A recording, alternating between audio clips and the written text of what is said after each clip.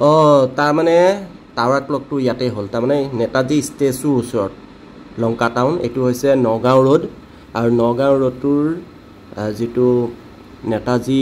statue আছে নেতাজী ষ্টেচুৰ ওচৰতে নতুনকৈ আকৌ টাৱাৰ ক্লকটো নিৰ্মাণ কৰি থকা হৈছে প্ৰায় মোটামুটি কাম শেষ হ'ল বুলিয়ে ক'ব পৰা যায় ভাল খবৰ কিন্তু মন কৰিবলগীয়া কথা এই ৰোডটো কেতিয়াবা যদি ডাঙৰ কৰে তেতিয়াহ'লে আকৌ এই ভাগ টাৱাৰ ক্লক ভাঙা পৰিব নেকি বাৰু এইটো কিন্তু বহু ডাঙৰ কথা কাৰণ আগৰ যিটো টাৱাৰ ক্লক আছিল এইটো হৈছে বিনাপানী বুক ষ্টল আৰু তাৰ সন্মুখতে নতুনকৈ আকৌ এটা টাৱাৰ নিৰ্মাণ কৰা হৈছে লংকা টাউনত আগৰ ভিডিঅ'টোত মই দেখাইছিলোঁ কেনেকৈ লংকাৰ বাছ ষ্টেণ্ডত নগাঁও বাছ ষ্টেণ্ডৰ ওচৰতে যিটো টাৱাৰ ক্লক বনাইছিল এইটো কিছু তেওঁলোকৰ কিছু নাজানো কি ভালদৰে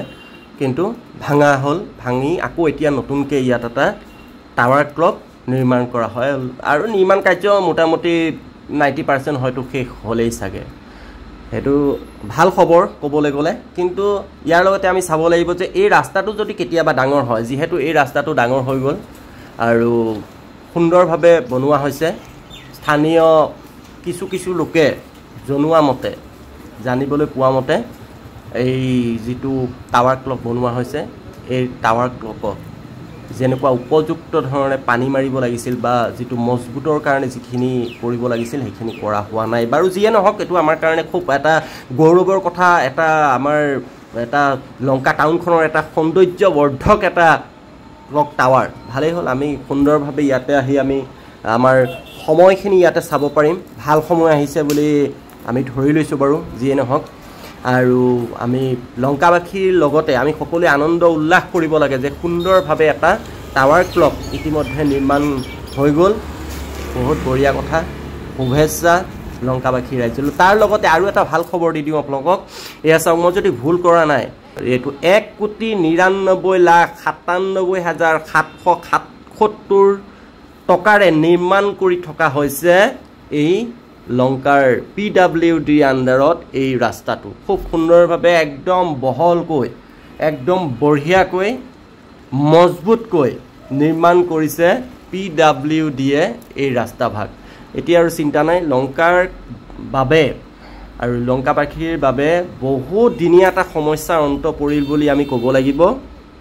কাৰণ এই ৰাস্তাটোৰ কাৰণে বহুত কষ্ট হৈছিলে যেহেতু এই ৰাস্তাটোৱেদি লংকা হাইস্কুলকে আদি কৰি নেতাজী স্কুলকে আদি কৰি বজাৰ তাৰ উপৰি নগাঁও ৰোড যেহেতু একেবাৰে এইটো ঘাই পথ লংকাৰ একদম মূল পথ বুলি ক'ব লাগিব আৰু এই মূল পথত যেহেতু পথটো বহু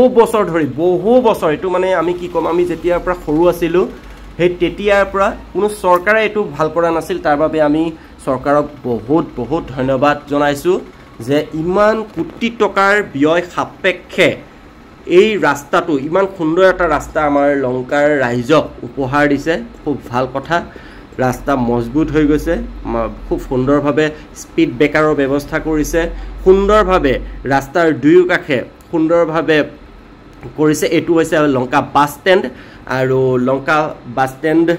ষ্টেণ্ডটোৰ যিখিনি মাটি পেলাই আছে সুন্দৰভাৱে দীঘল কৰিছে ৰাস্তাটো বহল হৈছে খুব সুন্দৰভাৱে ইয়াতে কৰাই থকা হৈছে ওচৰতে আছে আমাৰ মৰমৰ SBI লংকা ব্ৰাঞ্চ